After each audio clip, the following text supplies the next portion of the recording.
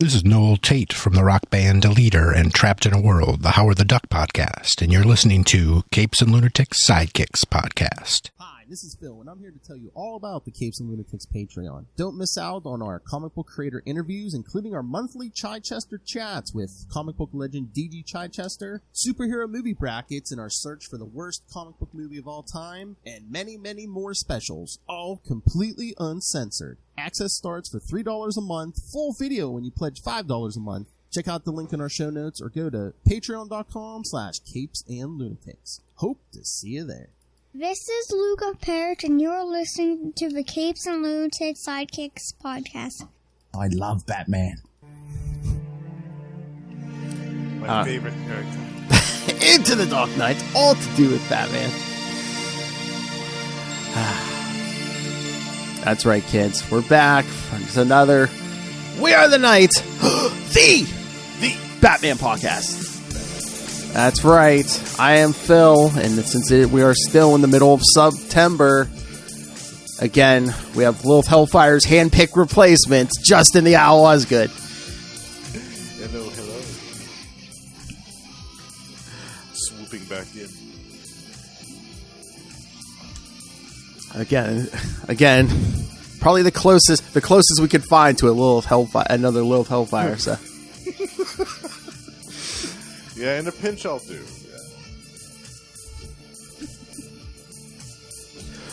A Lilith Hellfire with a classy voice, you know. I told you before, man. I had that voice, man. I'd be auditioning for every commercial, every. I've put together a little voice actor resume, but Nice. Haven't gotten any bites yet. It'll happen eventually. I want to see a car commercial. Be like, honey, I know that guy. That's the Owl, man. He's crazy as Lilith. I recognize that voice anywhere. I wonder who that could be. Recording trapped as we speak. Sorry, I couldn't be there. Oh, that must be my my co-host Russell. Must be. Yes, that animal. Yes. Wild, like an animal. Where's the Joker Nuggets? Joker Nuggets. I love the origin of that. Just from a random Shadow the Bat issue, and Batman's interrogating some guy named Nuggets. Nuggets, yeah. Where's the Joker Nuggets? Russell sending feedback, and yes, he's like, I love that line. Where's That is the a great Joker one. Nuggets? There's so many different ways you can interpret that. Well, instead of Joker Fish, Joker Nuggets. Where's Exactly. the Joker Nuggets? That animated series episode with the Joker fish kills me every time. Oh, that is from the comics, too. That's, Yeah. yeah, the 70s comics. But I know. Either way, it's wild, like an animal. Wild, like an animal. Wild, like an animal. Joker just poisons all these fish and be like, pay me for him. They've got lipstick on them and everything. You can't trademark a natural resource. I think me and Lil said, he'd be like, there's no even proof Joker did that. It could just be all that toxic waste in the Gotham River. That's true. That river is worse than the Thames. Exactly. It's like The Simpsons, man. You got like three-eyed fish coming out of there. I mean, Killer Croc goes swimming down there, so this is something. I mean, look, when the Joker got bleached, man, where'd all that stuff go into the river? Right. Where does everything go in Gotham? In the river. All right. All right, you ready to tackle the more Alan Grant and Norm Breyfogle issues? Yes. Yes, and these are big ones. That's right. Batman 455 through 457. All right, so yeah, Batman 455, October 1990. Identity Crisis Part 1. Okay. Writer Alan Grant here. It's saying pencilers Norm Breyfogle and Kevin Breyfogle. Yeah, artist. Interesting. So right? who's Kevin? Is that a brother, a son? What's that? Yeah, I don't know. There's not even a link to click on that name, but Don't know. might have to look that up. But inker Steve Mitchell, colorist Adrian Roy, letterer Todd Klein, and editors Dennis O'Neil. And the name that Lilith Hellfire says she wishes she would have picked for her alias instead of Lilith Hellfire, Kelly Puckett. That is the best name, Kelly Puckett. I would have loved it every couple times a week. Just introduce, and my co-host, Kelly Puckett. Get over here, Puckett. Oh my God. It's like, we're always like, Ray's obsessed with like finding out Lilith's real name. I'm like, every episode I told her we should just throw out like a random name, I told her we should throw out 50 names. One of them is your correct first name. And then just be like, Ray, the first name. It's just, it's in a pile of 50 names. Yes, it's a process of elimination. guess your way to the correct one. Because on one of our April Fool's episodes, she was calling herself Eve Heavenwater, and she was like, oh yes, I loved that, Eve Heavenwater. She was trying to make it sound. Oh my God, that was, how hard that was not to do any dick jokes or anything.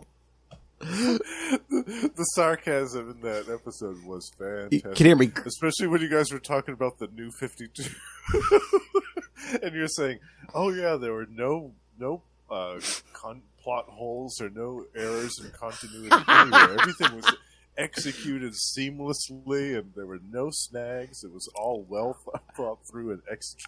I thought you were going to say, we were talking about our friend Ray, who had the biggest Batman podcast on the internet. Oh yeah, that too. But Batman, especially when you were talking my about favorite character.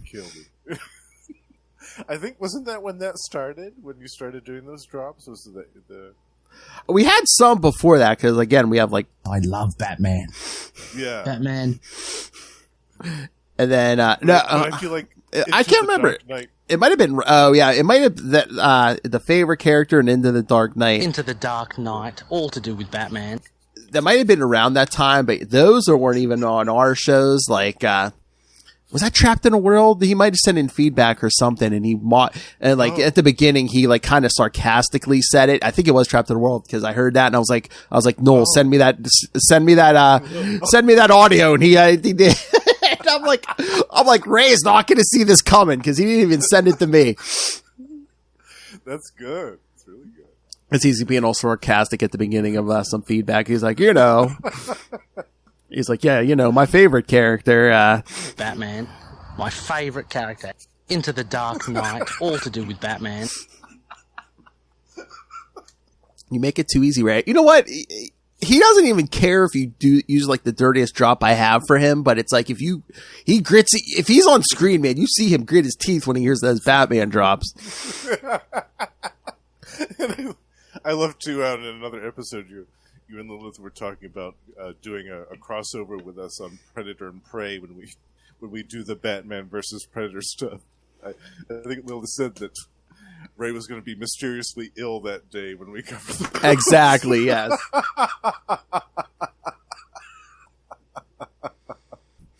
Because it's going to happen. He's going to get all mad because he's going to be like, how did he defeat the Predator like that? Because he's Batman! He had prep time. And he had help from Alfred, admittedly. And Ray just sitting there, like, what the F? It was just a really nice package. So, sorry we're dragging this out, kids, but... Because I know Lilith likes it long. Gotta rub that one in. No! Nailed it. Get him to do a spit take here, kids. Yeah. Out of the gooch. Out of the pouch. Boing. The high priest of sausage himself, kids. Sausage. The part of the gooch. Out of the gooch. They big units. So The big bazooka. The accent just makes those drops, So good. Whoa, Ray that's pretty damn big. Ray has the best drops. Look how big it is. All right, let's get to this. All right. Batman 455. Identity Crisis. Part 1. It is almost dawn in Gotham City when Batman responds to gunshots. He encounters a masked gunman who shoots 4 people, killing 2. Batman disarms the gunman and slams into him. Pulling off the mask, he finds a 67, so close, Lilith, year-old woman who later explains her actions as a whim. Meanwhile, reporter Vicki Vale takes pictures of some homeless people for an article in View magazine. As she leaves, another criminal wearing an identical mask as the old woman arrives and attacks the homeless men with an axe. And yes, we do get our friend Legs again. He's back. All right. Tim Drake has a dream where he is tormented over his mother's death by images of Batman and Nightwing in the dream. Or Batman and Nightwing. In the dream, Tim seems most distraught by the hero's masks. Batman wakes him up and reminds him that today is his mother's funeral. Vicki develops her photographs, pretty much half naked, and discovers... What even is she wearing? She's like wearing a robe, but it was like, it's half open, and yeah, she's just letting it all hang out. I mean, I guess you live and it's wintertime too. I mean, jeez. Maybe it's but is it warm in dark rooms though? She was in the dark room. Oh, that's true. She must be sweating in there. But yeah, Vicki develops her photographs and discovers that she has an image of the masked criminal who attacked the homeless man. I'm always like, if they like draw like a really sexy woman in a comic, I'm like, oh damn, she's so hot, even Lilith got a stiffy.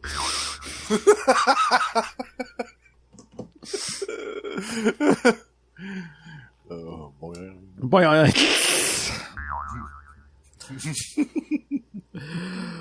Bruce and Alfred watch a news report of yet another homeless man dressed in the same mask who killed 8 people in a store before being shot and killed by policemen.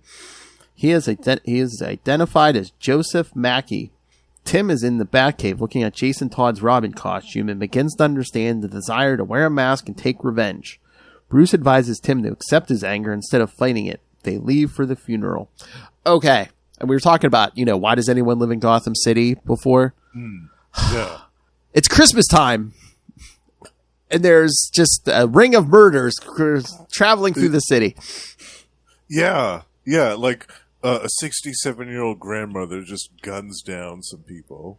And then this dude with an axe starts hacking up a bunch of homeless people. All within like a day of this is all happened in one day, right? Around Christmas time. Yeah. Well, it's Gotham. You Yeah. know? The holiday cheer also means holiday fear. Oh. So what are you saying? Ho ho homicide? It's going to be Red Friday this year, folks. Oh, well, that's like, I don't forget if they did it in the animated series, but I believe they did it in like the 70s Batman comics. All Joker's hideouts were his ha-ha haciendas. Really? Yeah, I love that. Branding. Yeah. Vicki watches a news report of the homeless men who were attacked. After killing 3 of the homeless men, the killer was pushed by the others into the fire. He is identified as a bus driver. Vicki re-inspects the photos, thinking she may have evidence that the police can use. She enlarges the car, leaving the scene in order to get the license plate number. At the funeral, Dick Grayson offers Tim his help and speaks with Bruce, who tells him that Tim wants to wear the Robin costume, but that Bruce doesn't want that. Vicki takes the photo of the license plate. Oh, God. To 90s mainstay, Lieutenant Kitch. Oh, yeah. Gotta love Lieutenant Kitch. Tells her that they already had the number and had traced it to Rico Marcus, who said he was driving by on his way to work. They could find no connection between him and the axe killer. Vicki's not convinced and decides to track Rico down herself.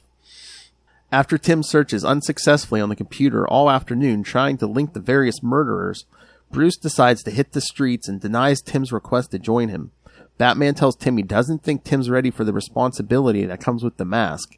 Tim says he doesn't understand, and Batman tells him that when he does, he might be ready.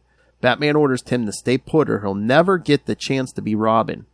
Meanwhile, Vicki tracks Rico to his workplace and finds his car. As she decides her course of action, she is confronted by a sledgehammer wielding masked man. Oh, this is Christmas. Make sure to wear your full body armor at Christmas time, folks, if you go out in Gotham City. Exactly. All right. So what did you think of this, Justin? I love this one. Nice little cliffhanger ending here. Cool little intrigue with all the masked killers roaming around the city. And I liked the setup for the whole Tim Drake story would unfold over the course of these 3 issues. Oh, yeah. And I thought I did remember this, but yeah, in the notes to say, yeah, this is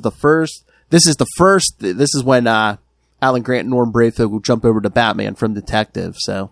This is the beginning of Yeah, that. This is their first arc. Oh. Yeah. It makes sense that they would choose this to be the story that they started out with that with, yeah. Continuing their final story from Detective Comics, where that's where Tim's mom gets killed. So. Right. Yeah. I think that was a 4-part story, wasn't it? Yeah, I think so. Yeah.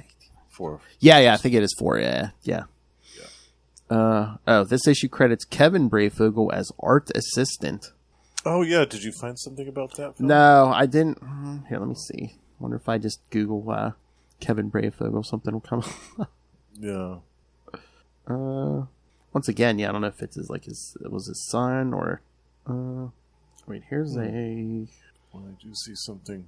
The only two credits I see are that Batman and that Batman issues, and then Carnal Comics Presents. Oh, yeah. Ooh, Carnal Comics, adults only. Wow. Yeah, that's pretty much. Yeah, because there's like a woman, looks like she's wearing a metal bikini top. So yeah, Ooh, scandalous. He does have a listing on DC.com. Credit as penciler Flashpoint number 2. Oh, can't remember. Oh, maybe. Now I'm curious about that.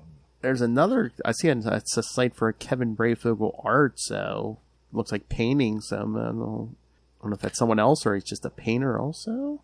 Yeah, I'm looking at Flashpoint number 2, and it says. Oh, okay. Yeah. Penciler Kevin and Norm together. Yeah, I'm on that. I see that app. Yeah. Huh. I don't remember that issue. Do you? No. If that's like the original one, yeah, that's like from 2011. Yeah, I can't. Yeah, I don't remember that.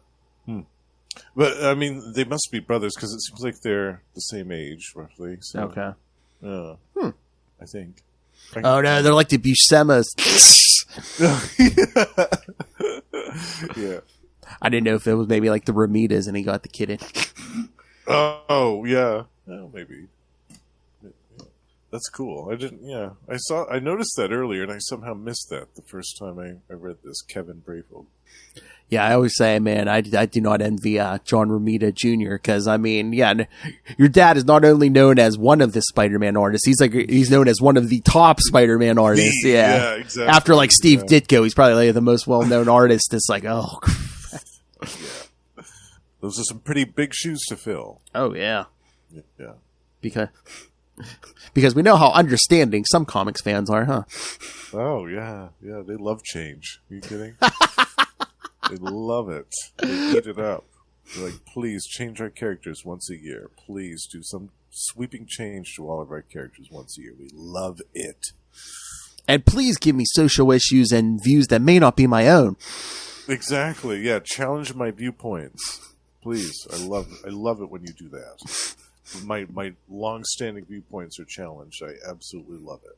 Because maybe I didn't get those early issues of X-Men or whatever else. Yes. Right.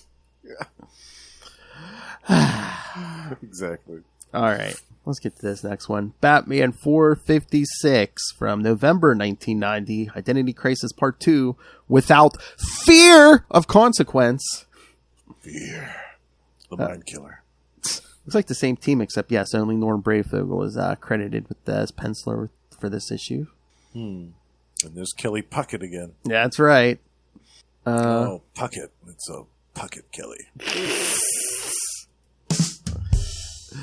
Batman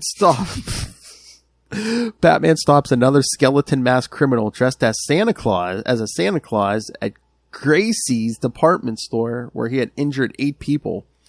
A reporter indicates that this is the 43rd crime of whim. 43. It's been 43 of these MFers, yes. That's insane. Yeah, even for Gotham. I know. That's something. Afterwards, Batman talks to the Lieutenant Kitch, who tells him there's no trace of chemicals or hypnosis.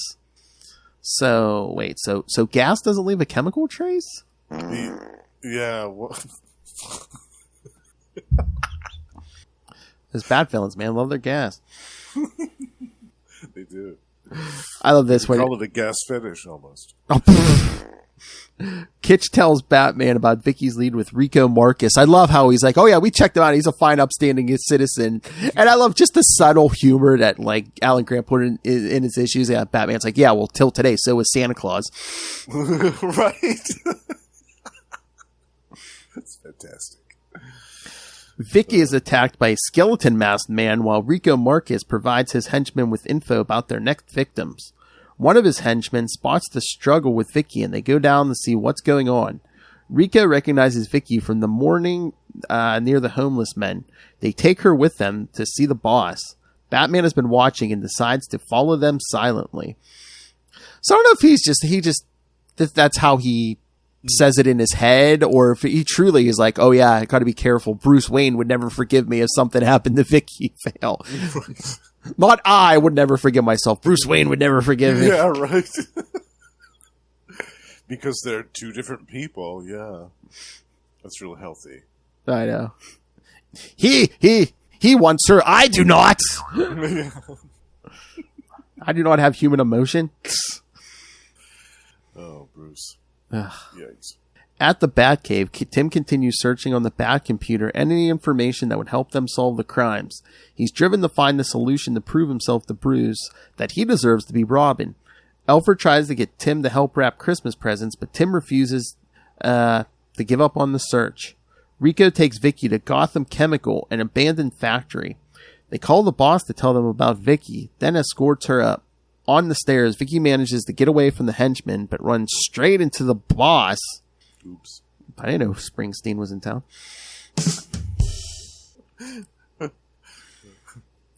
Batman decides to try to sneak into the building. Tim has a daydream where he is confronted by the two previous Robins who lecture him on not giving up. That's right, kids. He daydreamed about Jason Todd and, of course, the greatest hero of all time, Dick Grayson. I'm here That's for right. Dick. The original and still the best. Check out Nightwing News, kids. I'm here for Dick. Hey-oh. Aren't we all? But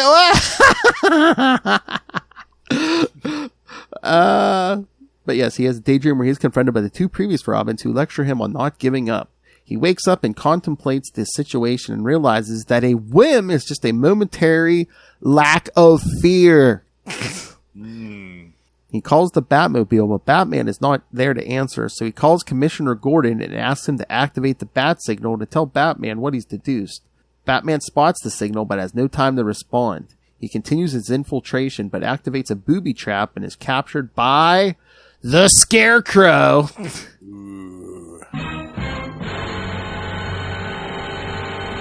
Tim debates whether he should go into action in defiance of Batman's orders or stay put and hope for the best. He ultimately decides he must help and takes a taxi. So. What a great final page that is. Yes. With the Scarecrow. Oh, so good. And it kind of hits because I think, like, after Crisis, Scarecrow, at this point, Scarecrow hadn't made too many appearances after Crisis. Yeah, I think you're right. I was trying to think, actually, before this episode, where he had appeared before this. There was like, I could only think maybe one or two other times. I can only think of two. There was like an early detective right after Crisis, and like there's like an issue when Jason Todd was still Robin, and he like kind of captured the Scarecrow. Yeah, I remember the Jason Todd one. Yeah, but that had obviously been a few years. Yeah, because he wasn't like a huge household name yet. Because this is even before the animated series. So. Mm-hmm. Yeah, it was good. I think it was good, though, when they used the villains sparingly like that. Oh, yeah. Yeah, because it made it more impactful when they did return. Oh, yeah, definitely. Yeah. Like this. I mean, this was great. I love this. I know. I remember reading this first time. I'm like, oh, yeah, that guy. Yeah, there he is. Yeah, and it's great, too, because at first you see him in the shadows. And he's got this internal monologue going on. and he's reading this book, The Importance of Wearing Clothes. It's the book that he's got on his desk, The Importance of Wearing Clothes. Jeez. That's great. Yeah. Where's my... And this was the issue, actually, I was thinking about. In the last episode I mentioned, there was a big panel that had a bunch of Batman's villains on it. It was actually in this issue. This is what I was thinking about. And it had Joker and Penguin and Ra's and all those people. But it also had Killer Moth. Oh, yeah. Oh, well, they went deep in this. Tweedledee and Tweedledum. Yeah. And Cornelius Stirk is in there, and Anarchy. This was when Tim was going over the computer and reading up all the files on it. See, even your nightmares aren't safe. That's right. But yes, the importance of wearing clothes. You can be serious without your pants on. That is true. Absolutely. Hey, Give your wife something.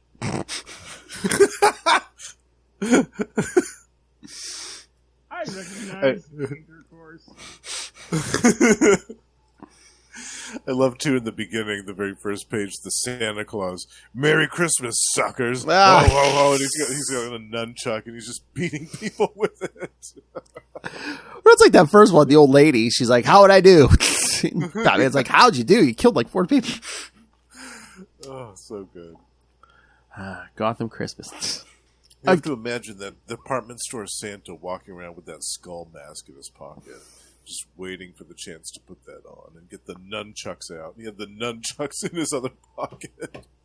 I mean, you could make a horror movie just with that. Absolutely.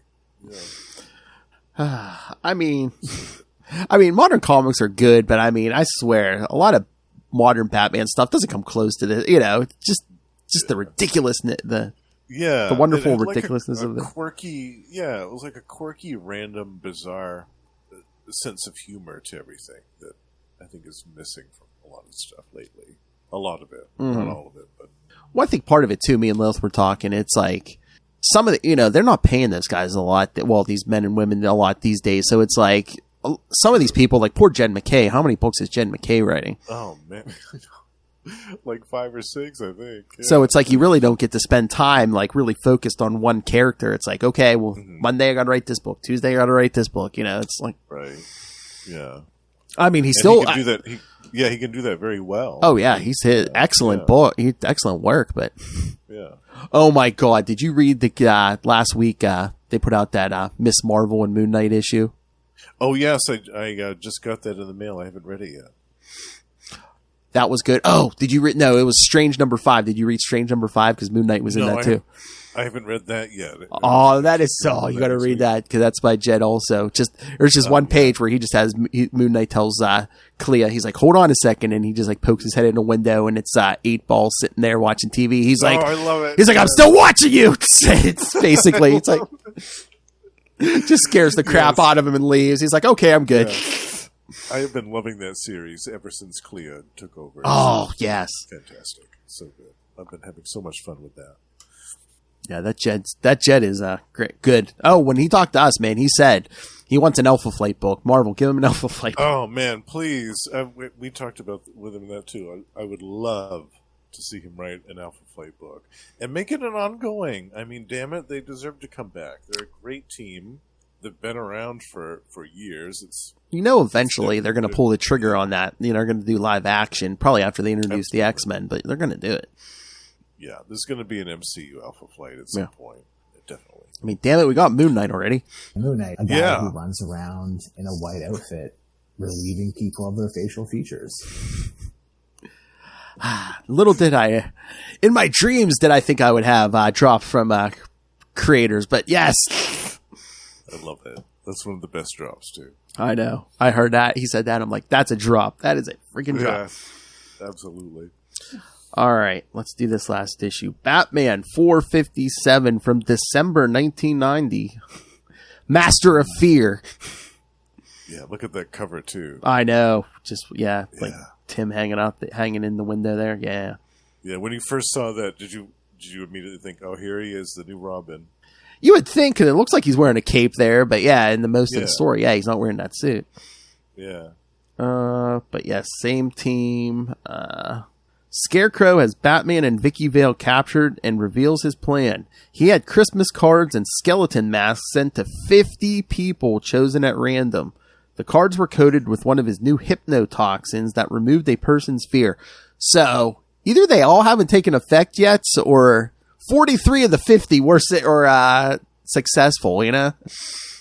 Well, some of them probably threw them in the trash. Maybe, yeah. Well, I'm not accepting any unregistered letters from anybody in Gotham. That's going to the garbage. Well, didn't he say you had to have like a repressed, was it repressed anger or fear or there's something. So yeah, something along those lines. So maybe 43 out of 50. Yeah, he also talks about he impregnated the Christmas cards with the drugs. I was like, oh, you had to use that metaphor, didn't you? It's a Gotham rogue. I ain't putting nothing past him. Well, he puts a little bit of himself into his work, you could say. Oh, I know one person who would not put up with that. I don't do Twinkies or toaster strudels, so. That's right, gentlemen. Every Christmas present Lilith Hellfire gets must be wrapped. She ain't dealing with that. Come. Oh, she told me to one day. She's like, as soon as I'm done, I don't care if they are. They're gone. Totally understandable. We haven't got all night. I told her, I said, oh, so at your house, all the sporting equipment at your house, every ball was blue.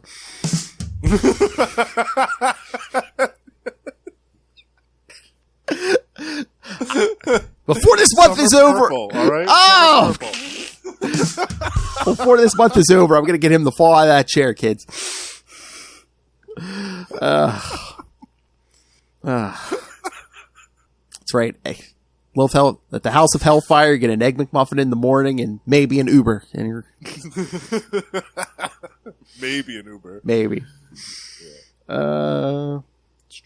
After the toxin had time to take effect, Scarecrow called them all and suggested they try killing, which removed their inhibitions, and they did.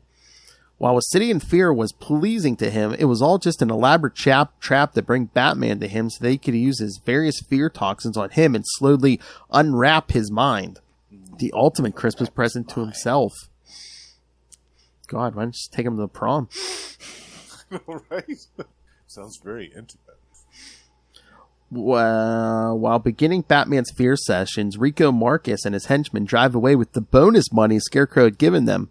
When Rico opens the envelope, he is doused with Scarecrow's gas and in a fit of rage attacks the driver. The car, now out of control, crashes into a storage pile of toxic waste. Which is all over the city. Ooh, all over the place, man. Is that like that whole Back to the Future trope where every movie, one of the Tannins has to crash into a manure cart?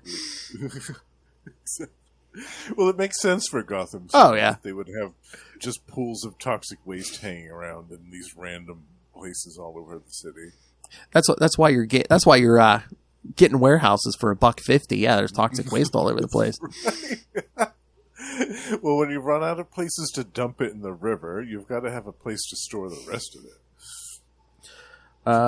Tim Drake has taken a cab to the Scarecrow's hideout and searches for the Batmobile to see if Batman fell into the trap.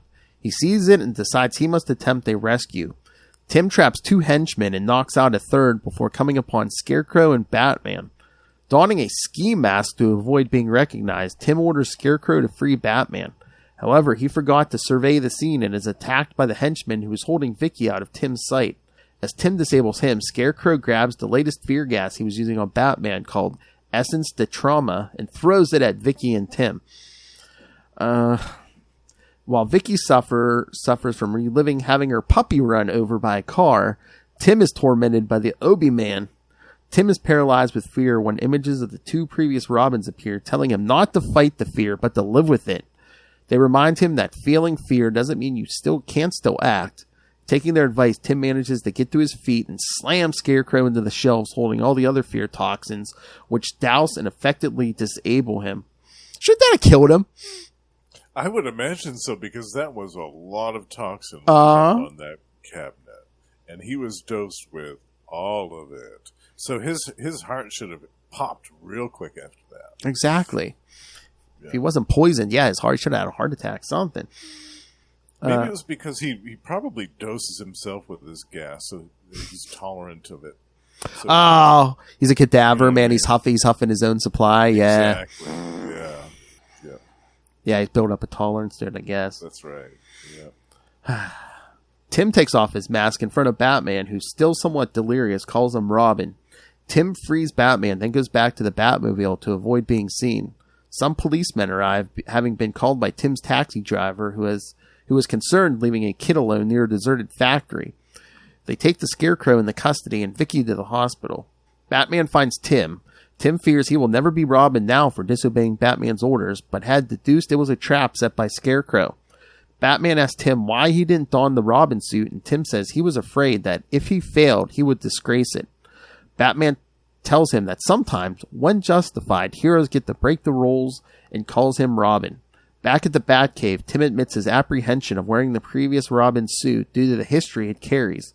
Batman acknowledges the weight of the symbol, the weight the symbol carries, and presents Tim with a new, upgraded suit which he dons for the first time. Yeah, no shorty pants. Yeah, that's right. No more underoos, especially because it's wintertime. I mean, that would have been cold. I still don't get how Dick did that all those years with Jason. Those little underoos. Exactly. Flying around Gotham City with that. It's crazy. The issue marks the debut of Tim Drake's Robin outfit. The costume was designed by Neil Adams with the exception of Robin's revamped R chest insignia and the addition of a collapsible staff. The later details are courtesy of Norm Breyfogle, who interestingly had an earlier redesign published in Batman Family 13. I think I remember that redesign that he did. Breyfogle's contribution in that issue, however, was made as a fan and appears alongside 3 other readers' entries on a single page. And it says, this continues in the first Robin miniseries. Lilith and I covered that. And these 3 issues all occur within one calendar day. Oh. 43 of these in one day! That is wild. Why do you live in this city? Yeah. What is your incentive for staying here, my word? Especially at Christmas time. I mean, it's probably like, instead of everybody getting depressed around the holidays, they get crazy and they get homicidal. Or murdered, I know. Yeah, so, like, why doesn't everybody just leave around the holidays? Go on vacation somewhere. Go to Paris or something. Go to Metropolis. Be safer in Metropolis than you would be in Gotham City around the holidays. Yeah, wouldn't you feel safer in Metropolis? You know, anytime something happens, I got to yell, Superman! Yeah, help! There's a Santa with nunchucks beating me in the face. Help! But this one, it's been reprinted like 4 different trades. It's on DC Universe Infinite. So yeah, kids, you can find this story easily enough. Yeah, and I really think this is kind of like quote unquote a modern classic, I guess you could say. Because not only does it introduce the new Robin, and it does it really well, but it's a fantastic Scarecrow story by by itself. Because you get a little bit of glimpse into his origin. You get Norm Breyfogle's great retelling of his origin when he shoots the vase in the class and all that stuff. But yeah, it's cool to see him mess with Batman again, douse him with all these different fear toxins while he's hanging from the ceiling. Oh yeah. Definitely. I don't know. Modern classic. Again, this is 32 years old, Justin. I know. I don't like bringing it up any more than you did. I read this when it first came out, but modern. Yeah, I use that term loosely, I guess. It's so weird because, when Tim Drake first debuted, we were around the same age, him and I. So. Oh yeah, definitely. Me too. Yeah. I love that panel too, where he first bursts in. And he's like, Jonathan Crane, the Scarecrow, step away from him now. And he's pointing the staff right at him. It's great. He's like, who are you, my little friend? Who are you, the Red Hood? Oh, yeah, that ski mask was red. Yeah. Although I love the panel, too, where he's getting pecked by all the birds. Oh, yeah. By the fear toxin. Keep away from me. Leave me alone. I love it. I mean, unless he was like a masochist or something, I'm like, maybe shouldn't he have had like an antidote cooked up for that, coursing through his veins? Yeah, or at least easily available on his person that he could ingest quickly if he had to. Especially if you're going to be messing with Batman in the same room. Yeah, definitely. Well, no one said Gotham rogues were smart. That's true. I mean, he has been beaten a lot of times. And I love the part, too, where the other goons were driving off and that the gas goes off in that guy's face and he just immediately starts choking the guy that's I know, it's like, kill, die! Die! It's like, what is this, fear gas or rage gas? Well, again, he's a criminal, so I guess this guy's probably ordered how many hits. It's like, oh yeah, I can kill. But we want these guys who've taken orders from him for probably how long. It's like, oh yeah, I want to kill this guy. I wanted to kill this guy for years. He messed up 6 months ago. Yeah. He brought me the wrong Starbucks. Probably. He'll be using that Gotham water. Yeah, exactly. Yeah, don't drink that water, folks. What did you think of the new Robin when the first time you read this and saw that final? I liked it. It's good. I mean, again, it was very modern. That suit really hadn't been upgraded. In the decades. From 1940, it really hadn't had many upgrades. So I'm like, I get it. Long pants, and it like black on like the outside of the cape. I get it. It'll help you blend in a little more. Mm-hmm. Yeah, I liked it. I liked it a lot. I thought it was sharp looking. I thought it was a nice kind of update, which it needed to be updated. I mean, let's admit it. Oh, yeah. And that old joke Lilith loves to bring up. Why does Batman wear blacks? He doesn't want to get shot. Why does Robin wear bright colors? Because Batman doesn't want to get shot. He's a moving target. He distracts the gunman while Batman sneaks up on them. Yes, that's right. Every couple of decades, yes, he adopts a new human shield. Yeah. Cassandra Cain. Oh, yeah. Stephanie Brown. Mm-hmm. Oh, man. Justice for Stephanie. It's so funny, like, Batman's supposed to be like the the dark loner, but meanwhile, all his stuff sells so well, we just keep spinning off sidekicks and... Exactly, yeah. In those other stories you and I were talking about, those were during the days when he was by himself, between Jason Todd and Tim Drake. Yes. He really didn't have any crew backing him up.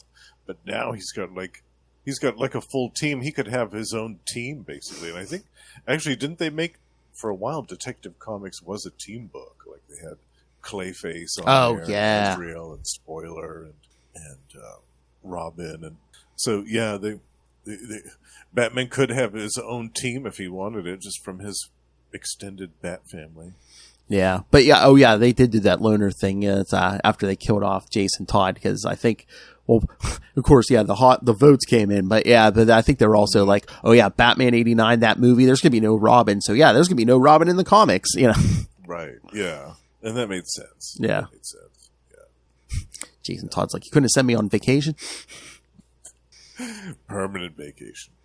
Well, they just messed that cat. Well, when he was originally created, it was, Jerry Conway created the character, and he was basically a clone of Dick Grayson. He was a circus acrobat.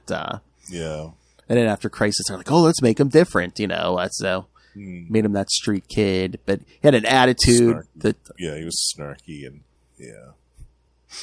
which for some stories it worked. Yeah. Like for some of the Jason Todd stories it worked. That personality, that outlook, it made sense. And it made sense, too, because he was a kid from the streets of Gotham. I mean, yeah, he would have a lousy attitude. But then I don't know if they knew the writing was on the wall, because right before he died in Death in the Family, man, he let this woman-beating drug dealer, just accidentally slipped off his balcony while Jason was there alone with him, so... Yeah. Accidentally. Yeah. He slipped. Oh, yeah. Minor accident. That's what everyone's like, he was Red Hood before he even died and came back. Oh, yeah. I'm sure that eventually, even if the Joker hadn't have done what he did to him, Bruce and Jason would have had some type of falling out. Oh, yeah. Eventually. I'm sure that was destined to happen.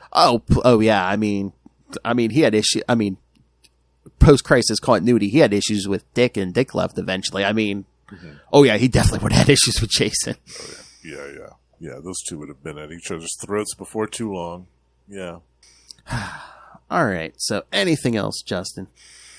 No, I love both of all three of these issues were fantastic. Great Scarecrow story. And I think, too, this might be my favorite artistic rendition of the Scarecrow. Oh, yeah. Breyfogle's. Yeah. I mean, can't really think of another one that I like better than that. I think he captured the visual look of the character really the best.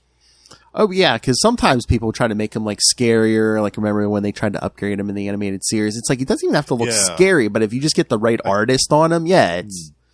Yeah, I didn't like that in the animated series. So I couldn't get into that look for some reason. It just didn't do it for me. Yeah, and there've been some other artists that I really like, and I didn't really care for their rendition of the Scarecrow. But Norm Breyfogle, I think, did it perfectly. Like his art, and I think just like that suit where it's just plain, but it's like you really don't see a face.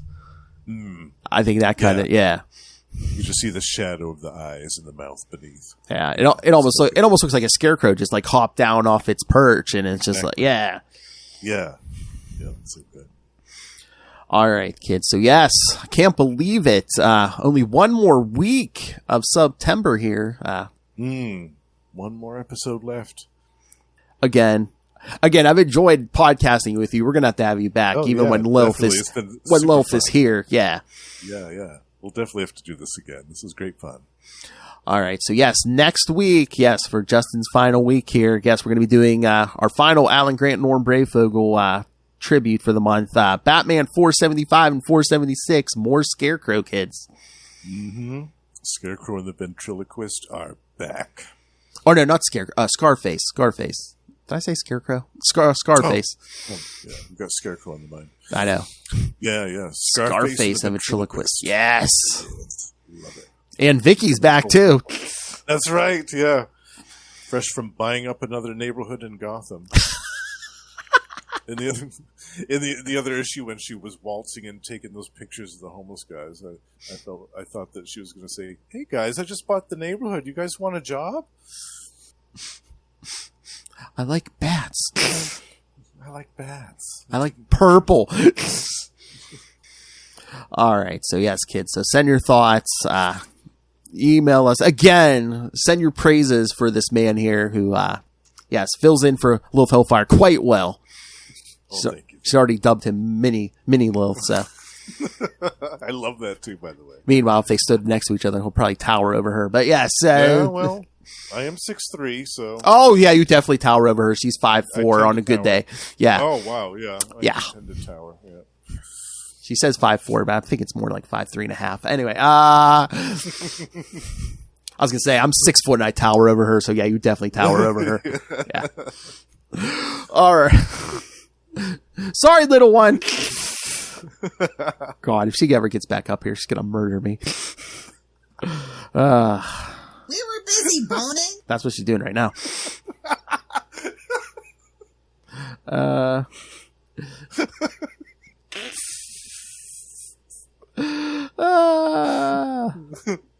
just look through all these drops. Sometimes I can't find what I'm looking for because she has so many drops. Would you say you had 2 pages worth? Yes, almost 2 full pages. I love it. Spread it. How hard is it? Hey, some women pay good money for that in Florida. But no, I was going for. Oh yeah, so sorry, little one. Shut your filthy mouth. Coming out of the bush.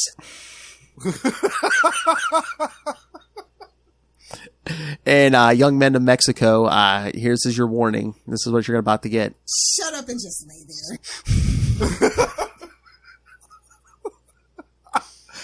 What happens in Mexico stays in Mexico. Because again, she nailed it down. Her type is 21 to 26. Even though she's in her mid-30s. Are you a young Are you a young Mexican between 21 and 26 and not quite smart? And don't say a lot, and you might be able to meet Lilith Hellfire. They don't have to say a lot. They just have to lay there. Good for that release. That's right. They have a purpose that they need to fulfill, and that's great. Justin's like, I feel that energy. Absolutely. Gave up to me. I was almost ready to. I almost had my male harem ready for Monkey. Oh, I heard that. Yeah, on the one episode you guys were doing. Yeah. It derailed my harem. Damn monkeypox.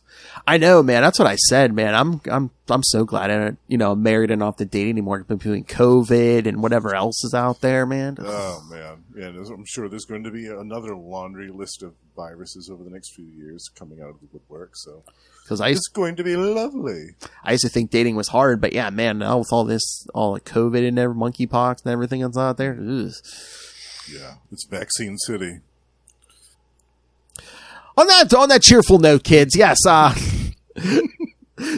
we were talking about Gotham City. I mean, true. Technically, you should have a vaccine just to live in Gotham.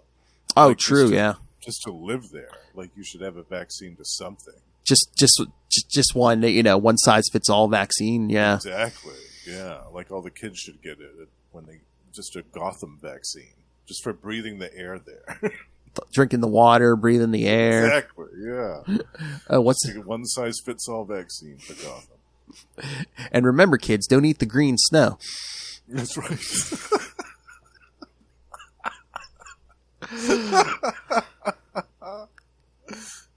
All right, kids. So, yes, send your thoughts on Batman 475, 476. Email us, CapesandLunatics@gmail.com, or call the voicemail 614-382-2737. That's 614-38-CAPES. And remember, you can follow We Are the Night, the Batman Podcast. Batman Podcast. Yes.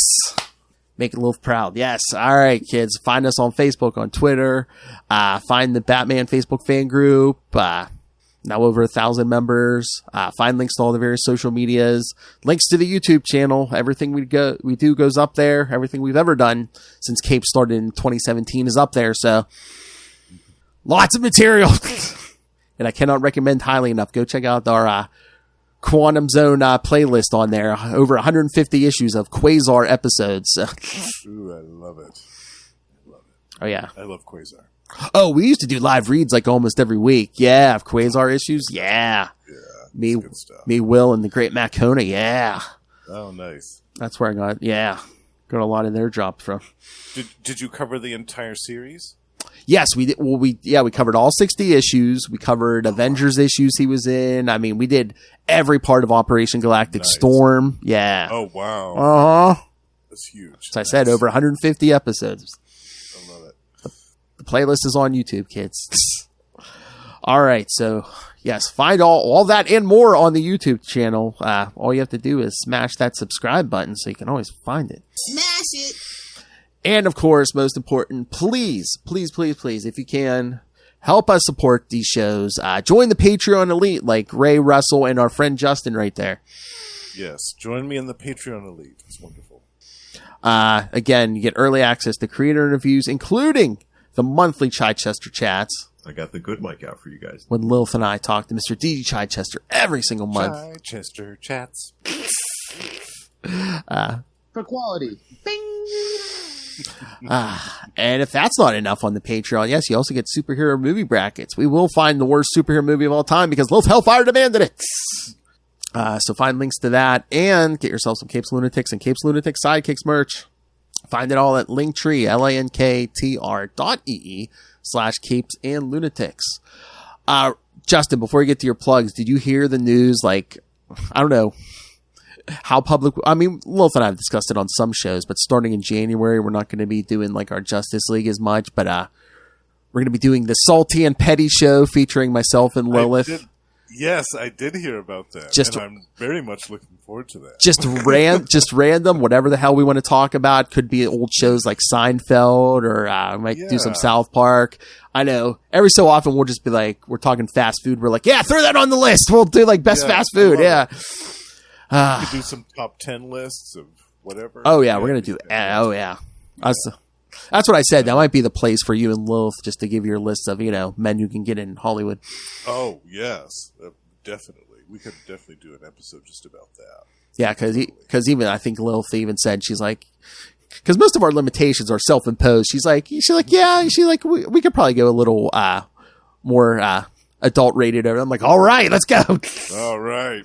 I'm all for that. Let's do it. I'm afraid to let her take those gloves off. Oh boy.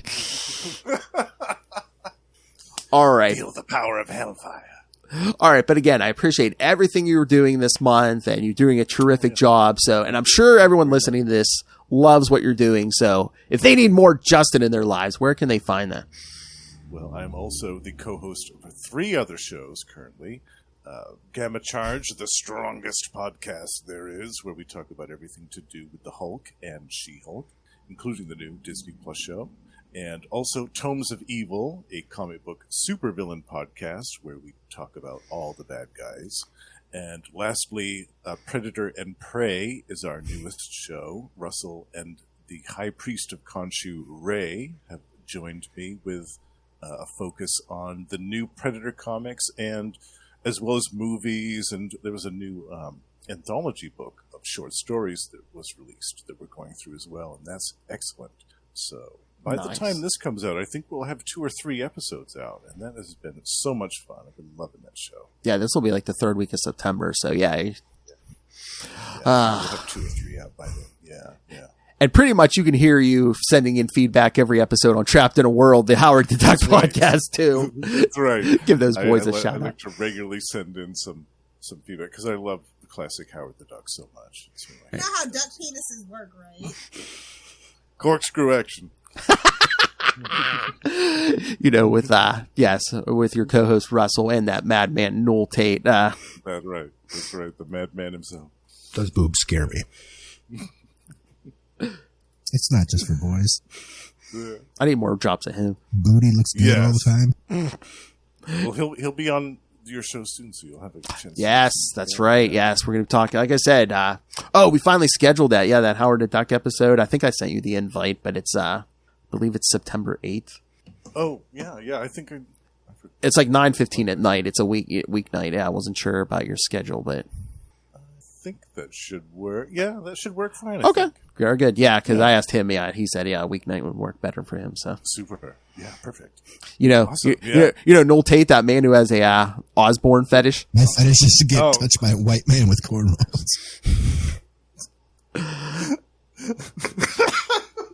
I swear, half the episodes you and I are doing are just filled. Half of it is just drops.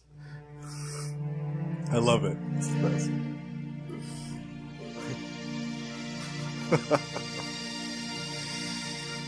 Again, I might just have to try one episode at some point. Just like Wolf can't show up, just like drop me and drops. Yes, and see if people notice. I love it. I'll get like a message from Ray like a week later. I'll be like, "Was that Lilith? It sounded like a lot of drops, but I'm not sure." Yeah, leave it completely ambiguous. Nobody, people have to guess. It'll be you and him like sending me messages, be like, "Oh yeah, I heard the drop. My favorite drop." There it is. Just scream it. Give up the meat. All right, kids, come back next time. Batman 475 and 476. Until then, join us same bat time. Same bat channel. We are the Knights. The Batman Podcast. Vengeance is dead, but Lilith's liver is eternal. Good night.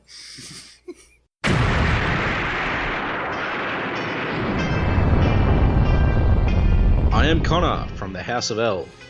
And I am Ray from the House of Zod.